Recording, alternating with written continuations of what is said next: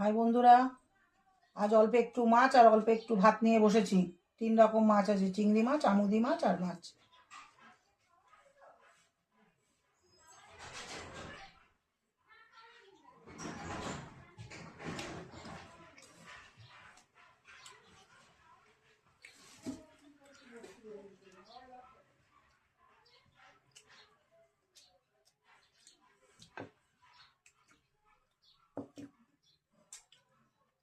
বন্ধুরা, তোমরা আমার চ্যানেলটা তো সবাই দেখছো, আমাকে যথেষ্ট ভালোবাসো, কিন্তু কেউ সাবস্ক্রাইব করছো না, লাইক করছো না। এটা করে দিও।